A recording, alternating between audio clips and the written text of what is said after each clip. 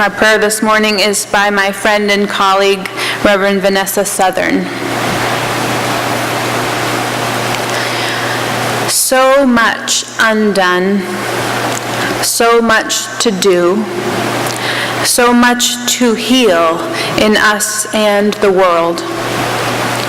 So much to acquire: a meal, a healthy body, a fit one, a lover, a job, a better job. Proof we have enough and are enough, just around the corner of now. And up against it, the reality of all that falls short and the limits of today. We honor the limits. If your body won't do what it used to, for right now, let it be enough. If your mind won't stop racing or can't think of the word, let it be enough. If you are here, utterly alone and in despair, be all that here with us. If today you cannot sing because your throat hurts or you don't have the heart for music, be silent. When the offering plate goes around, if you don't have money to give or the heart to give, let it pass. The world won't stop spinning on her axis if you don't rise to all occasions today. Love won't cease to flow in your direction. Your heart won't stop beating. All hope won't be lost. You are part of the plan for this world's salvation. Of that, I have no doubt. The world needs its oceans of people striving to be good, to carry us to the shores of hope and wash fear from the beachheads and cleanse all wounds so they can heal. But oceans are big, and I am sure that there are parts that don't feel up to the task of the whole some days. Rest if you must then, like a swimmer lying on her back who floats, or the hawk carried on cushions of air. Rest in pews made to hold weary lives, in space carved out for the doing of nothing much but being. Perhaps then you will feel in your bones, in your weary heart, the aching, healing sense that this is enough, even this, that we are enough, you are enough, enough. For these and all the meditations of our hearts unspoken in this hour, I say, Amen. Well, I don't see any children in the congregation this morning, but would you like to hear a story? Good, that was the right answer. I want to read you this story by John Muth called The Three Questions. I know you can't see the pictures down there, but I will leave the book up front after service if you'd like to come take a look. There once was a boy named Nikolai who sometimes felt uncertain about the right way to act.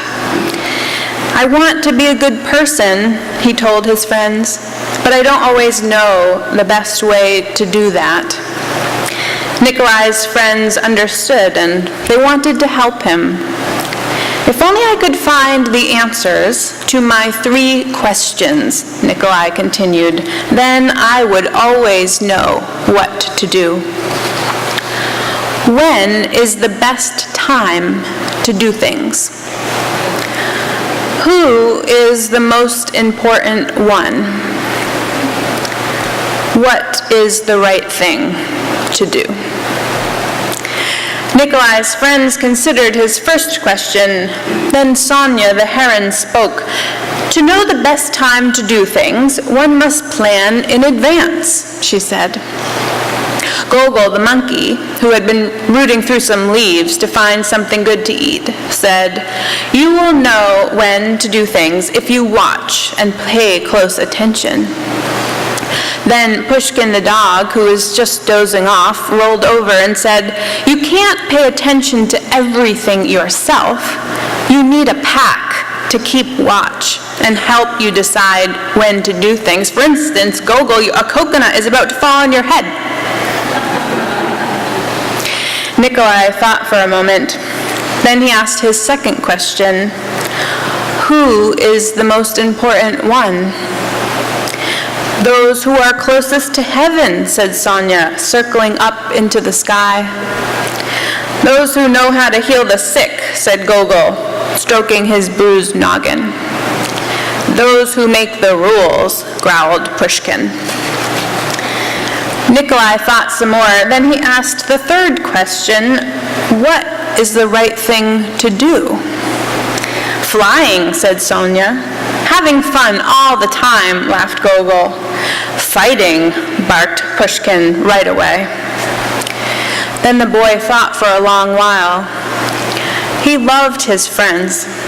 He knew they were all trying to do their best to help him answer his questions, but their answers didn't seem quite right. Then an idea came to him. I know, he thought, I will ask Leo the turtle. He has lived for a very long time. Surely he will know the answers I am looking for. Nikolai hiked high up into the mountains where the old turtle lived all alone. When Nikolai arrived, he found Leo digging a garden. The turtle was old, and digging was hard for him. I have 3 questions, and I came to ask your help, Nikolai said. When is the best time to do things? Who is the most important one? What is the right thing to do? Leo listened carefully, but he only smiled. Then he went on digging. You must be tired, Nikolai said at last. Let me help you. The turtle gave him his shovel and thanked him. And because it was easier for a young boy to dig than it was for an old turtle, Nikolai kept on digging until the rows were finished. But just as he finished, the wind blew wildly and rain burst from darkened clouds. As they moved toward the cottage for shelter, Nikolai suddenly heard a cry for help. Running down the path, he found a panda whose leg had been injured by a fallen tree. Carefully, Nikolai carried her into Leo's house and made a splint for her leg with a stick of bamboo. The storm raged on, banging at the doors and windows. The panda woke up. Where am I, she said, and where is my child? The boy ran out of the cottage and down the path. The roar of the storm was deafening. Pushing against the howling wind and drenching rain, he ran farther into the forest. There he found the panda's child, cold and shivering on the ground. The little panda was wet and scared but alive. Nikolai carried her inside and made her warm and dry. Then he laid her in her mother's arms. Leo smiled when he saw what the boy had done. The next morning the sun was warm, birds sang, and all was well with the world. The panda's leg was healing nicely, and she thanked Nikolai for saving her and her baby from the storm. At that moment, Sonia, Gogol, and Pushkin arrived to make sure that everything was all right. Nikolai felt great peace within himself. He had wonderful friends, and he had saved the panda and her child. But he also felt disappointed.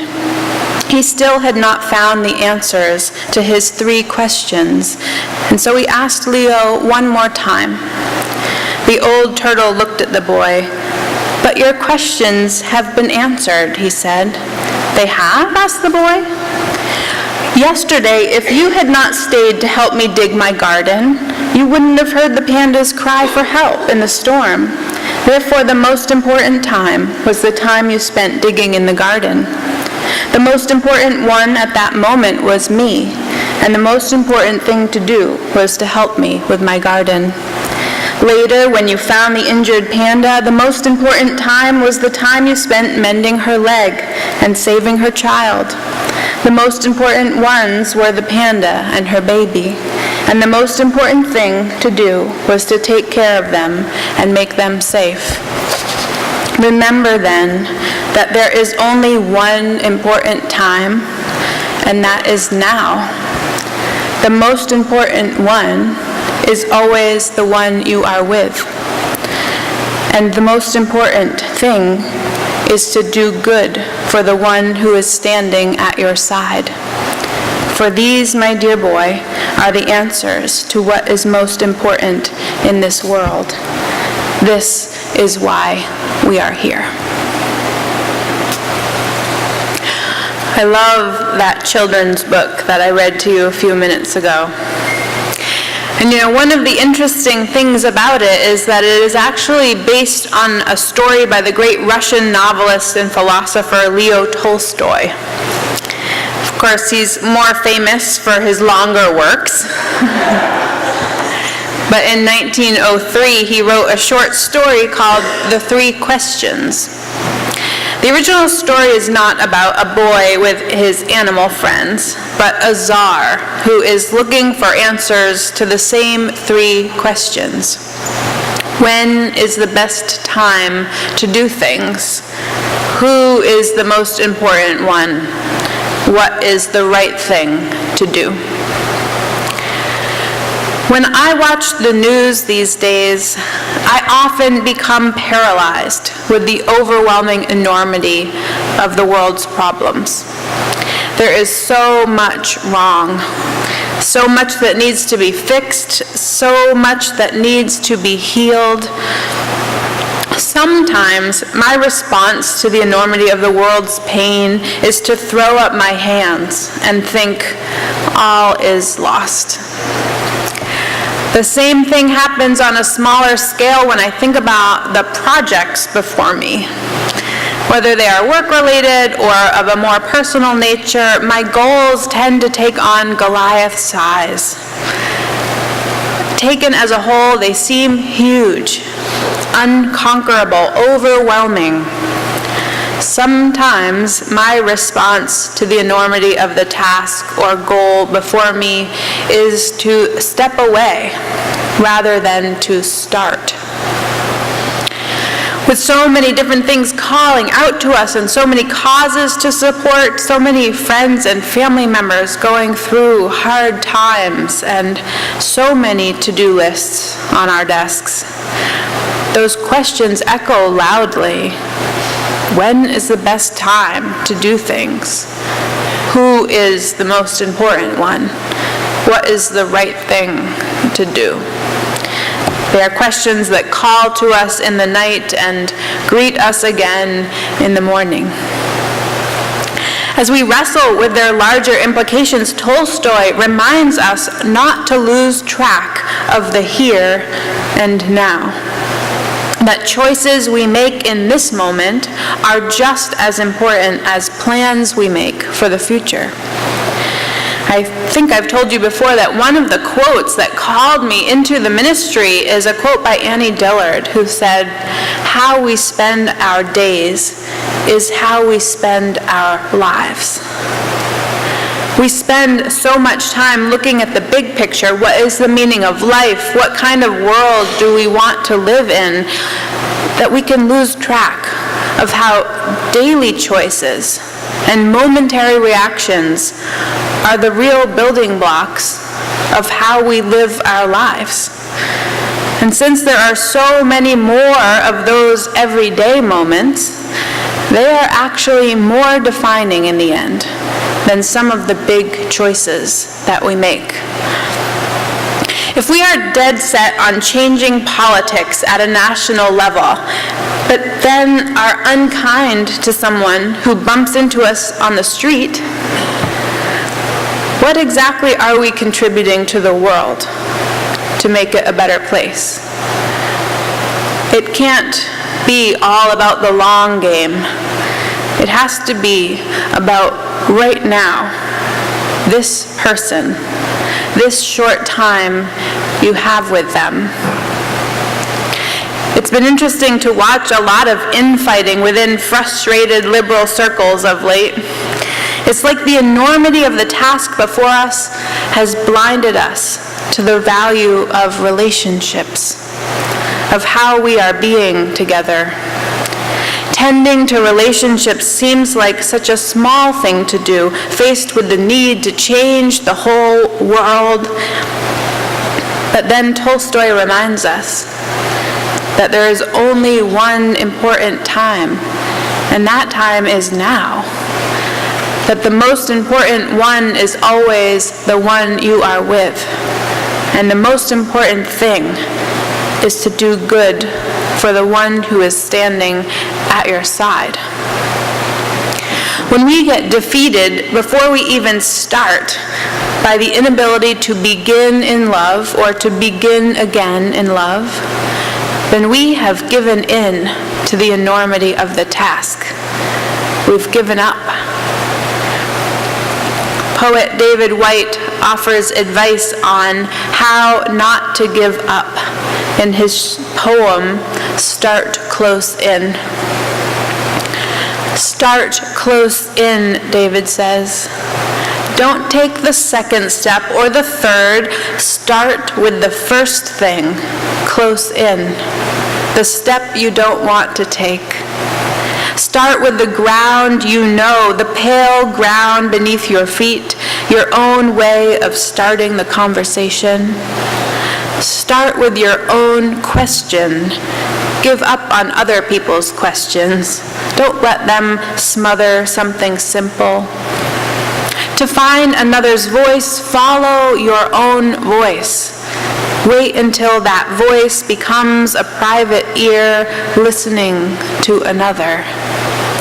Start right now. Take a small step you can call your own. Don't follow someone else's heroics. Be humble and focused. Start close in. Don't mistake that other for your own. Start close in. Don't take the second step or the third.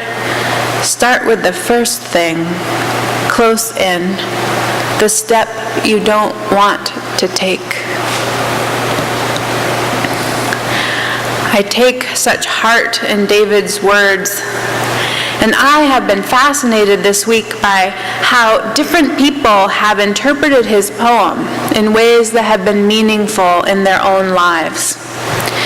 Because we each have that first step to take that is before us, but it's not the same step for any of us.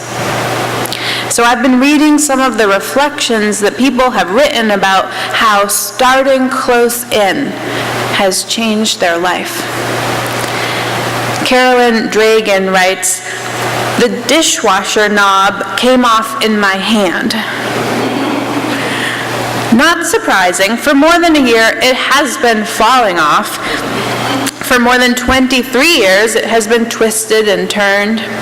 Not surprising, and I panicked.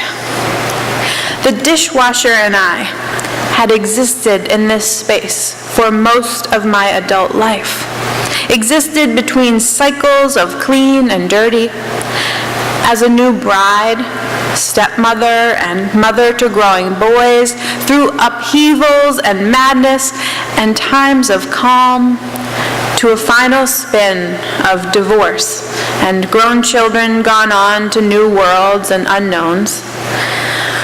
Now I stood alone, existing with the knob in my hand, in a place of no direction and no intention. It was about more than just replacing the dishwasher. I wanted to run, Carolyn says, to open the door and move on, to rinse off the years of fear, frustration, and sadness, to abandon the feeling of being abandoned. And I wanted to stay. I longed to create and make it a home full of fun and inspiration for others to just be. Well, to do that, I would need to be brave and strong and in love with me here in this broken down home on Oldham Pond. As I looked around, I knew the time had come. A new dishwasher, a new kitchen, and a whole new life. And I was overwhelmed. Where to begin? Start close in.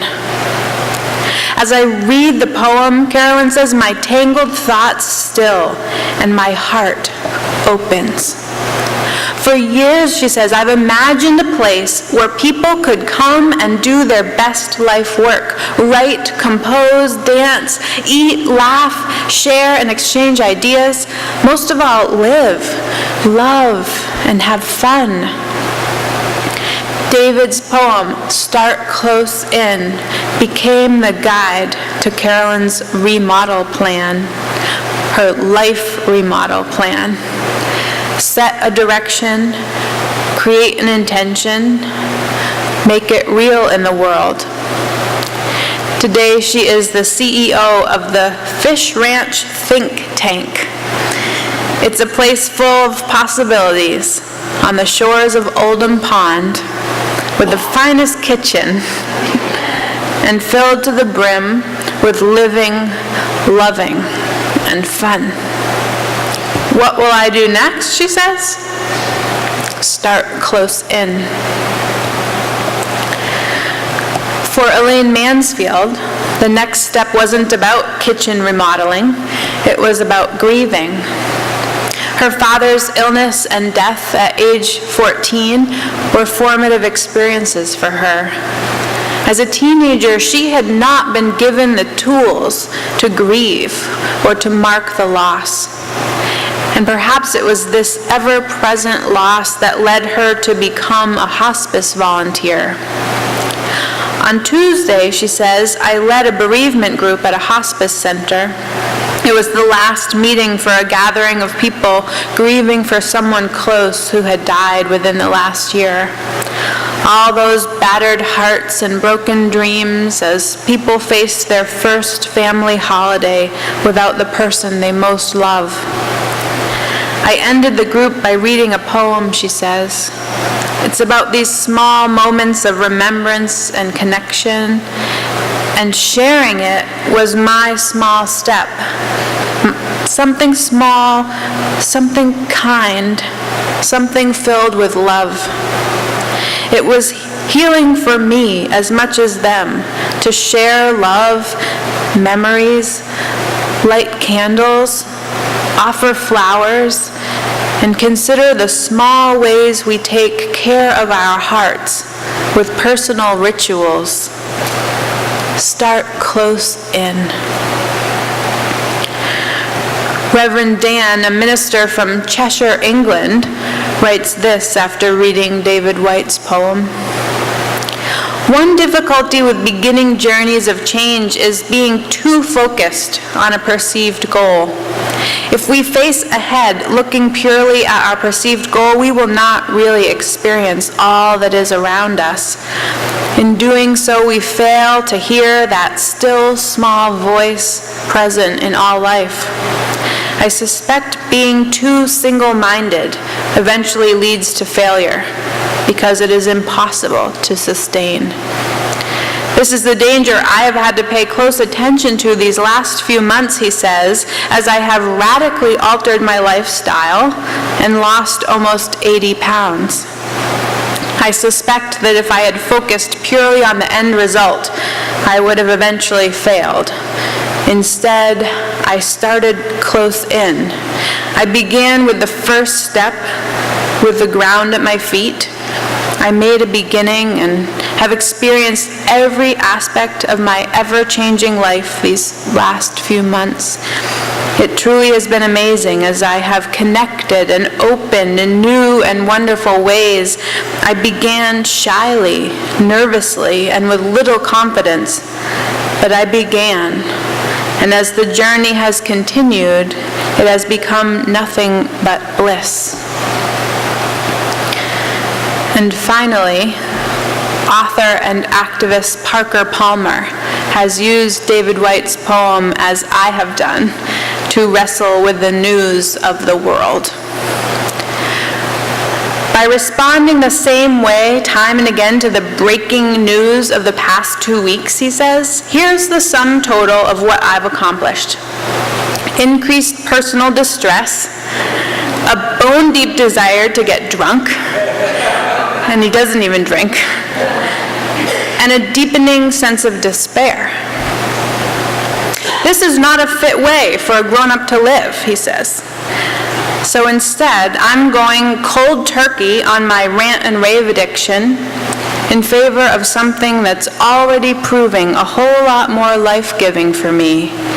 I'm looking for personal and practical ways to protect and support the people who have been left wounded, fearful, and vulnerable by today's politics. For me, he says, this begins with withdrawing energy from ranting and raving and reinvesting that energy in face-to-face forms of solidarity with people most at risk. Children who are being bullied at school, immigrants who came here seeking a new life and are now feeling unsafe, undocumented workers who are fearful about their families being split up, African Americans who are hearing emboldened white supremacists expressing their vile views, LGBTQ folks who are worried about losing some of their hard-won civil and human rights, women who've suffered sexual harassment, whose wounds have been reopened, and now fear that misogyny has received official approval. These are big and daunting problems, Palmer says, but as I move toward them, I'm inspired by David Whyte's poem, Start Close In. It reminds me that when I try to start big, it's probably because I'm seeking an excuse to get out of doing anything. The big stuff is beyond my reach, at least at the moment. But if I start close in, I'll find things I can do right now, things that are a lot more productive than pumping up my blood pressure. I've been spending time on Google, he says, searching phrases like immigrant services, bullying prevention, Islamic centers, Black Lives Matter, LGBTQ allies and support, reproductive rights, and men against violence to women, all preceded by the name of the city where I live. I now have a lot of email addresses and phone numbers, he says, and I've begun sending messages asking, in addition to donating, how can I be of personal help? Each of us have before us that one first step. I don't know what that next step is for you. But I want you to know that you are not alone. I am here for you. This community is here for you. And we will be here for you at each step along the journey. And when despair grows in you, or you become overwhelmed by the task at hand, when you begin to feel that there is nothing to be done, because you can't imagine what that right next step could be, remember then that there is only one important time, and that time is now. The most important one is always the one that you are with. And the most important thing is to do good for the one who is standing at your side. Start close in. Start there. Start here. Amen, and blessed be.